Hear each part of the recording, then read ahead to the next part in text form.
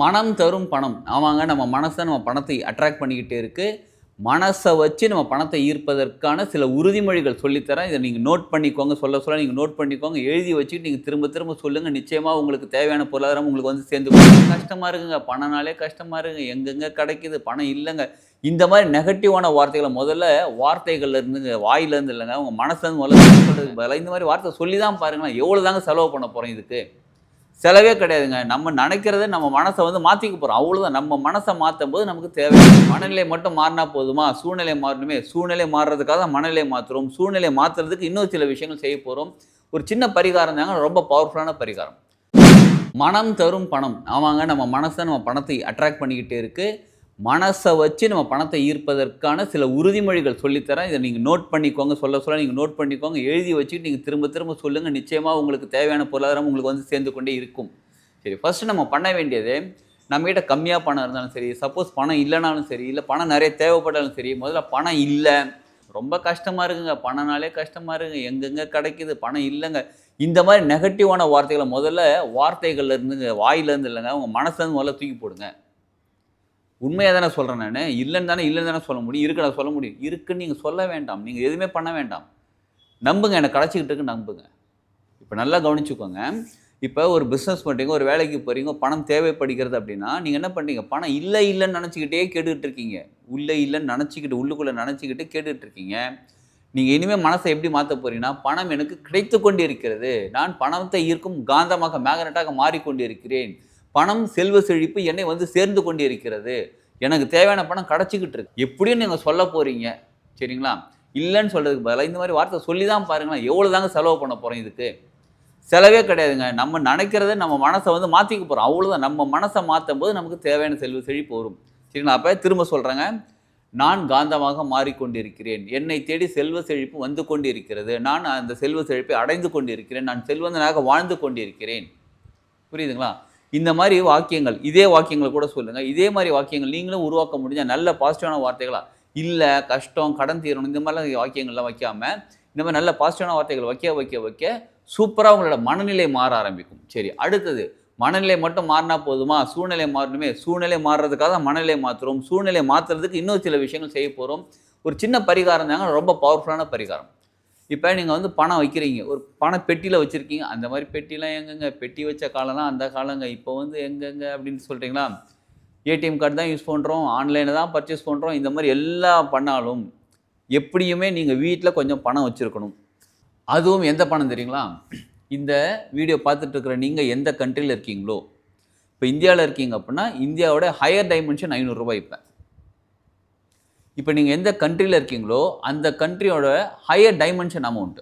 இப்ப இந்தியாவ பொறுத்தவரை ரூ. 500. அது மாரி நீங்க இருக்கக்கூடிய கண்ட்ரில எந்த டைமென்ஷன் அமௌண்ட் ஹையர் டைமென்ஷன் இருக்கும். அந்த ஹையர் டைமென்ஷன வந்து ஒரு 5, 6வது. 5, 6லாம் எங்கங்க? 1 தாங்க 10. சரி ஏதோ ஒண்ணு. அந்த ஹையர் டைமென்ஷன அந்த ரூ. 500 நோட்டு இந்தியானா ரூ. 500 நோட்டு இருக்கு பார்த்தீங்களா? உங்களால மேக்ஸிமம் எவ்வளோ முடியுமோ, ஒரு ரூ. 10,000க்கு எத்தனை நோட்டு வரும்? ஒரு ரூ. 20,000, ஒரு 50,000, 1,00,000 எவ்வளோ முடியுமோ, அந்த அமௌண்ட்ட எப்பயுமே அந்த பெட்டியில ஒரு இடத்துல பத்திரமா வச்சிருக்கணும். சரிங்களா? இப்ப நீங்க செலவு வருது. அந்த அமௌண்ட் ஒரு ரூ. 500 எடுத்து செலவு பண்ணி, ஒரு ரூ. 5,000 எடுத்து செலவு பண்றீங்க. திரும்ப அந்த ரூ. 5,000 ரூ. 500 நோட்ட எடுத்து கொண்டு வந்து வச்சிடணும். ரொட்டேஷன்ல இருக்கணும். ஃபர்ஸ்ட் திங் ரொட்டேஷன்ல இருக்கணும். சிலர் என்ன பண்ணுவாங்க, அந்த அமௌண்ட் அப்படியே வச்சுட்டு, மத்த பணத்த செலவு பண்ணிட்டு இருப்பாங்க. இது பணம்ங்கிறது ரொட்டேஷன்ல, ஃப்ளோல இருக்க வேண்டியது. அதனால இங்கேருந்து எடுக்கிறோம், திரும்ப கொண்டு வந்து வைக்கிறோம். சரிங்களா? ஃப்ளோல இருக்கணும். இல்ல திரும்ப கொண்டு வந்து வைக்கணும், எடுக்கணும்.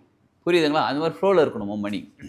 சரி, அந்த எந்த மாரி இடத்துல வைக்கணும்னு கேட்டா, சிகப்பு கலர் பட்டு துணி கிடைச்சா ரொம்ப பெட்டர். சிகப்பு கலர் பட்டு துணி தனியா பரவால்ல. கிடைக்கலனாலும் பரவால்ல. சிகப்பு கலர் காட்டன் துணி. நீங்க எந்த துணியாக இருந்தாலும் ஃபர்ஸ்ட்டு நல்லா வாஷ் பண்ணிடுங்க. தண்ணீல ஒரு 5 நிமிஷம், 10 நிமிஷம் ஊற வச்சு நல்லா கசக்கி வாஷ் பண்ணி, காய வச்சு நீட்டா அயர்ன் பண்ணிட்டு, அதுக்கப்புறம் அந்த துணிய வச்சுட்டு, அதுக்கப்புறம் அது மேல வந்து பணம் வைங்க. அதற்கு முன்னாடி இன்னொரு சின்ன விஷயம் பண்ண வேண்டியது இருக்கு. இந்த தாமரை இதழ் தெரியுங்களா? தாமரைப்பூ இதழ்.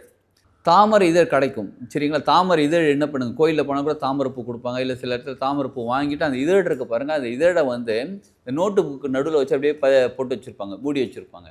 பாட்டனி ஸ்டூடண்ட்ஸ்லாம் மோஸ்ட்லி தெரியும். அவங்க வந்து ஒரு இதே பண்ணுவாங்க. ப்ராஜெக்ட்டே பண்ணுவாங்க. அந்த மாரி போட்டு வச்சுட்டு, அந்த இதழ எடுத்து என்ன பண்ணுங்க, ஒரு 4, 5 இதழ் 5 இதழ் எடுத்துக்கோங்க. 5 இதழ் எடுத்து, அந்த பட்டு துணி வைக்கிறீங்க பார்த்தீங்களா? அது மேல அந்த 5 இதழ் வச்சிருங்க. இதுல என்னன்னா, காஞ்சிருக்காது. அந்த இதழ் நல்லா கவனிச்சுக்கோங்க. காஞ்சி அப்படி சருகு மாதிரி இருக்காது. ஃப்ரெஷ்ஷாகவும், அதாவது ஃப்ரெஷ்ஷாக அந்த ஈரப்பதத்தோடு அப்படியும் இருக்காது. பக்குவமாக இருக்கும் இந்த இதழ்கள். சரி, அதை வச்சுட்டு அது மேலே என்ன பண்ணுங்க, பணம் வச்சுட்டுங்க. பணமும் மகாலட்சுமி, தாமரை இதழும் மகாலட்சுமி. ரெட் கலருங்கிறது அந்த கலர் பாருங்கள், அட்ராக்ஷன், வைப்ரேஷன் செம்மையாக அட்ராக்ட் பண்ணக்கூடியதாக இருக்கும். சரி, இதெல்லாம் செய்கிறேங்க. இதை தவிர வேறு எதாவது இருக்கான்னு கேட்டால் நீங்கள் என்ன பண்ணுங்கள், பச்சை கற்பூரம் இருக்குது பாருங்கள், அந்த பணம் வச்சுருக்கிற இடத்துல பக்கத்தில் ஒரு சின்ன ஒரு 4-5 பச்சை கற்பூரம் வைங்க.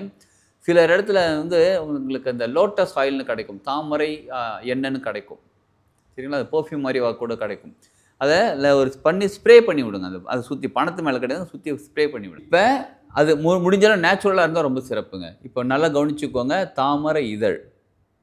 சரிங்களா, அதுக்கப்புறம் அது மேலே அந்த லோட்டஸ் ஆயில், சிகப்பு கலர், பணம், உங்களோட மனம் எல்லாமே சேர்ந்து உங்களுடைய தேவையான பொருளாதார ஈர்க்க ஆரம்பிக்கும். வாய்ப்புகள் கிடைக்கும். நம்ம என்ன செஞ்சுட்டு அப்படியே கண்ண மூடி உட்காந்து பணம் வந்துருமானா அப்படி கிடையாது. வாய்ப்புகள் கிடைக்கும். வாய்ப்புகள் கிடைக்கிற வாய்ப்புகளை பயன்படுத்திக்கிறதுக்கான மனநிலை எண்ணங்கள் வந்து சிலர் வந்து அப்புறம் பார்த்துக்கலாம், அந்த மனநிலை மாறிடும்.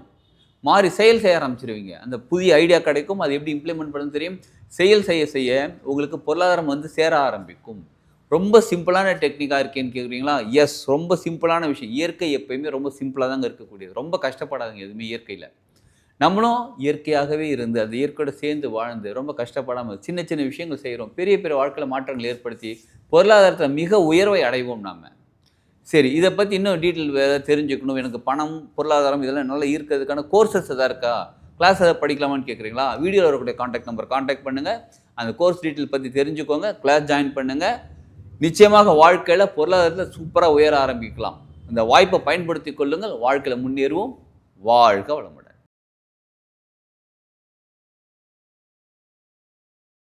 வெந்தயம் தங்கத்தை ஈர்க்கும். என்ன சொல்கிறீங்க? வெந்தயம் தங்கத்தை ஈர்க்குமா? தங்கம் இப்படிப்பட்டது தெரியுங்களா? வெந்தயம் இப்படிப்பட்டது தெரியுங்களா? உண்மையாக தாங்க சொல்கிறேன். இதை நான் கேள்விப்படும் போது எனக்கும் ஆச்சரியமாக தான் இருந்துச்சு. வெந்தயம் எப்படா நமக்கு பொருளாதாரத்தை ஈர்த்து கொடுக்கும் அப்படின்னு யோசிச்சுட்டு இருந்தேன். நானும் ட்ரை பண்ணி பார்த்துருக்குறேன். அதே மாதிரி நம்ம டீம் மெம்பர்ஸ் கிட்ட கொஞ்சம் பேர்கிட்ட சொன்னேன், இந்த மாதிரி ட்ரை பண்ணி பாருங்கள். அதாவது ஒரு இதாக சொல்லாமல் ஜஸ்ட் வீடியோ வச்சு பாருங்களேன், என்ன நடக்குதுன்னு பாருங்கள்னு சொன்னேன். அவங்களோட தேவைகள், அந்த மாதத்துக்கு தேவைகள், சில பொருளாதாரம் தடைகள் இருந்தது, நீங்கள் அவங்களுக்கு யாருக்காவது கடன் கொடுத்தவங்க திருப்பி கொடுக்காமல் இருக்காங்க. அந்த மாதிரி பொருளாதாரங்கள் இவங்களுக்கு வர வேண்டிய இந்த அமௌண்ட்லாம் கொஞ்சம் வந்துருக்குது. ஆமாம் சார், இது கொஞ்சம் ஒர்க் ஆகுதுன்னு சொல்லியிருக்காங்க. அதனால தான் இந்த வீடியோவை போட்டு உங்களுக்கும் எல்லாருக்குமே தெரிஞ்சிக்கும் போது, எல்லாருமே அதை பயன்படுத்தும் போது சுலபமான வழி தானே, செய்வோமே. அந்த காலத்தில் அஞ்சரை பெட்டின்னு ஒன்று உபயோகப்படுத்தி கொண்டிருந்தார்கள். அதில் என்னென்னு பார்த்தீங்கன்னா, வெந்தயம் இருக்கும், நிச்சயமாக வெந்தயம் இருக்கும், சீரகம், கடுகு, மிளகு, கடலப்பருப்பு, இது 5 வச்சு ஒரு பெட்டி வச்சுருப்பாங்க. அதில் பெண்கள் வெந்தயம் இருக்குது பாருங்கள், அதில் பணத்தை சேர்த்து ஒழிச்சு வைப்பாங்க. குடும்பமே நல்லா செழிப்பாக இருக்கும், அவங்களுக்கும் நிறைய பணம் வந்துக்கிட்டே இருக்கும். சரிங்களா, இப்போ அந்த மாதிரி இருக்கான்னு கேட்டால் அஞ்சரை பெட்டியா? அப்புறமா அது என்னச்சு, மரத்தில் இருந்தது, அப்புறம் வந்து பித்தளையில், காப்பர், வேறு மெட்டலில் வந்துச்சு, அதுக்கப்புறம் எவர் சில்வரில் வந்துச்சு, அதுக்கப்புறம் பிளாஸ்டிக்கில் வந்துச்சு. இப்போ அஞ்சரை பெட்டி இல்லாமல் போயிடுச்சு. இப்போ என்னென்னமோ டப்பாவில், பிளாஸ்டிக் டப்பாவில், கண்ணாடி டப்பாலாம் வச்சுட்ருக்கோம். இப்போ நல்லா கவனித்து பார்த்தீங்கன்னு வச்சுக்கோங்களேன், அந்த காலத்தில் அந்த பெரிய பெரிய வீடு, பணக்காரங்க வீடு, இந்த பஞ்சாயத்து தலைவர் வீடு, ஊர் பெரியவங்க வீட்டிலலாம் பார்த்தீங்கன்னா நல்ல பெரிய அஞ்சரை பெட்டியாக வச்சு யூஸ் பண்ணிகிட்டு இருந்தாங்க.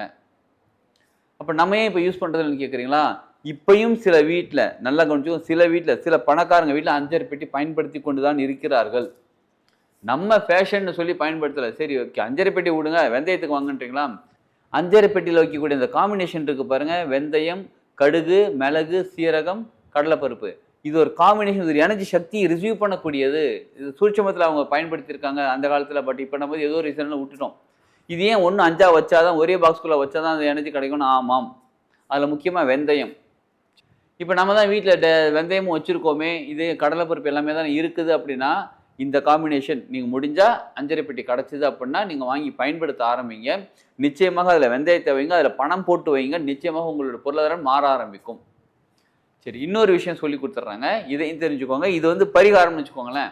இப்போ வெந்தயத்தில் பணம் போட்டு வைக்கும்போது, இந்த 5 காம்பினேஷன் சேர்த்து வச்சு அதில் வெந்தயத்தில் பணம் போட்டு வைக்கும்போது செல்வ செழிப்பு நமக்கு உயர்கிறது. பல பிரச்சனை இருக்குது, வர வேண்டிய பணம் வரமாட்டேன், எல்லாமே வரும். சரிங்களா, அஞ்சரை பெட்டியில் வெந்தயம் இருக்க வச்சு அதில் பணம் போட்டு வைங்க, அது ரொம்ப நல்லது. இன்னொரு சூட்சமும் சொல்லித்தரேன், அது நிச்சயமாக பண்ணுங்கள், நல்ல பரிகாரமாக உங்களுக்கு ஒர்க் ஆகும். சரி, என்ன பண்ணுன்னு கேட்குறீங்களா? ஒரு மஞ்சள் கலர் துணி எடுத்துக்கோங்க. ஃபஸ்ட் நல்லா வாஷ் பண்ணிவிடுங்க. வாஷ் பண்ணி க்ளீனாக வச்சுக்கோங்க. அது காட்டன் துணியாக இருந்தால் ரொம்ப சிறப்பு, பருத்தி துணியாக இருந்தால் ரொம்ப சிறப்பு. சரிங்களா, எடுத்துக்கிட்டு கொஞ்சம் நல்ல பெரிய பீஸாக எடுத்துக்கோங்க. கொஞ்சம் ஒரு கைப்பிடி வெந்தயம் எடுத்துக்கோங்க. உங்கள் கைப்பிடிக்கு அப்படி கைப்பிடி வெந்தயம் எடுத்து அதில் வச்சு ஒரு மூட்டை கட்டிடுங்க. மூட்டை போட்டு மஞ்சள் கலர் நூல் போட்டு அதை கட்டிடுங்க. சரிங்களா? சிலர் வந்து மூட்டையை வந்து துணியிலே போட்டு கட்டுவாங்க. அப்படி கட்டினாலும் ஓகே, இல்லை மஞ்சள் கலர் போட்டு கட்டினாலும் ஓகே. இதை வந்து வீட்டில் இருக்கக்கூடிய ஈசானிய மூலையில் வைக்கணும். ஈசானிய மூலைங்கிறது வடகிழக்கு திசை. இப்போ அடுத்த கேள்வி வரும், ஹாலில் வடகிழக்கா இல்லை வீட்டுக்கே வடகிழக்கா? அடுத்தது கேள்வி வரும், வீட்டுக்கே வடகிழக்கு. இப்போ ஒரு ரூமுக்கு ஒரு ரூமுக்குமே ஒரு டைரக்ஷன் இருக்கும், வடகிழக்கு தென்கிழக்கு எல்லாமே வரும். இப்போ வீட்டுக்கே வடகிழக்கு மோஸ்ட்லி பார்த்தீங்கன்னா வடகிழக்கு திசையில் கிச்சன் அமைஞ்சிருக்கும் வாஸ்துப்படி.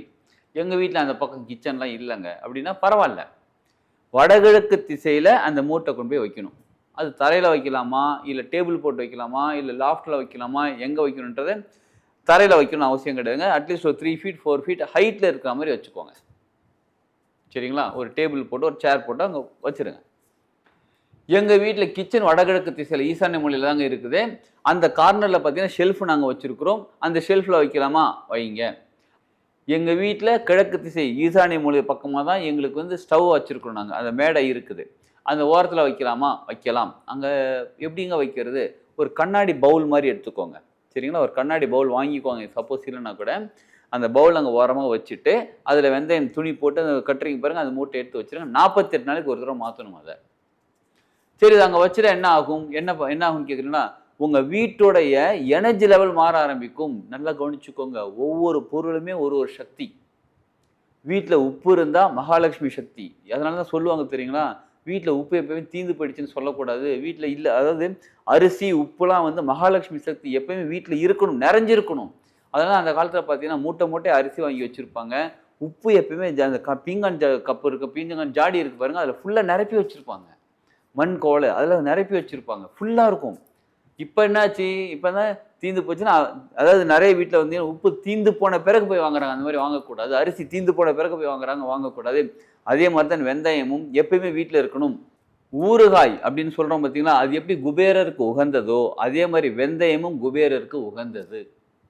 அப்போ வெந்தயம் நம்ம வீட்டில் ஒரு ஒரு அதாவது தெய்வீக நிலையோட தெய்வீக ஆற்றலோட ஒரு பர்டிகுலர் ரீசனுக்காக எப்படி நம்ம தனியாக எடுத்து ஈசான்ய மூலையில் வைக்கும் போது அந்த எனர்ஜியில் மாறுது பாருங்கள்.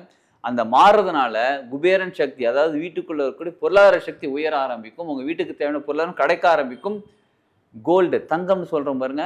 வீட்டில் ஒரு ஃபங்க்ஷன் இருக்குங்க, கல்யாணம் இருக்குதுங்க, ஒரு குழந்தைங்களுக்கு வந்து நகை போடணும், என்ன பண்ணுன்னு தெரியல, அப்படி யோசிச்சுட்டு இருக்கீங்க அப்படின்னா இதை செய்யுங்களேன். உங்களுக்கு பொருளாதாரம் வந்து எப்படியும் உங்களுக்கு கோல்டு வந்து சேருங்க. கோல்டு மட்டும் இல்லைங்க, பொருளாதாரம் வந்து சேரும். உங்களுக்கு தேவையானது நிச்சயமாக நிறைவேற ஆரம்பிக்கும். இதில் என்னங்க, ரொம்ப சின்ன விஷயம் தான். வெந்தயத்தை ஒரு மூட்டை கட்டி வைப்போமே, ட்ரை பண்ணி தான் பார்ப்போமே.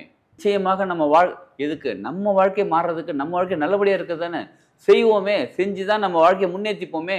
நீங்கள் என்ன பண்ணுங்க, இதை வச்சு ஒரு 48 நாள் கழித்து அதுக்கப்புறமா ஆமாங்க எனக்கு இந்த பொருளாதாரம் தடை இருந்துச்சு, கொஞ்சம் நீங்க இருக்கு எனக்கு, அதாவது நீங்கள் கேட்குற அளவு கோடி கோடி அப்படியே வரணும்னு கிடையாது. உங்களுக்கு என்ன தேவையோ அதுக்கு நிறைவேற ஆரம்பிக்கும். ஸோ நீங்கள் 48 நாள் வச்சு உங்களுக்கு நிறைவேறின பிறகு நீங்கள் கமெண்ட் கொடுங்க, நான் இந்த மாதிரி பயன்படுத்துகிறேன், எனக்கு இந்த மாதிரி வந்திருக்கு, ஏற்கனவே இதை பயன்படுத்திருக்கீங்க, ஆமாங்க நீங்கள் சொல்கிறது கரெக்டு தாங்க அப்படி இருந்தால் நீங்கள் உடனே கமெண்ட் பண்ணுங்கள், எஸ் நான் இதை பயன்படுத்துகிறேன், எனக்கு வந்திருக்குன்னு சொல்லி பயன்படுத்துங்க. கமெண்ட் கொடுங்க. நீங்கள் கொடுக்குற ஒவ்வொரு கமெண்டும் மற்றவங்களுக்கு போய் நல்லது சேர ஆரம்பிக்கும், உங்களுக்கு புண்ணியம் கிடைக்க ஆரம்பிக்கும். சரிங்களா? இது கேட்கறது ரொம்ப சின்ன விஷயமா இருந்தாலும் ரொம்ப சக்தி வாய்ந்த விஷயம். இதை பயன்படுத்தி கொள்வோம். வாழ்க்கையில் பொருளாதாரத்தில் உயர்வோம். வாழ்க வளமுடன்.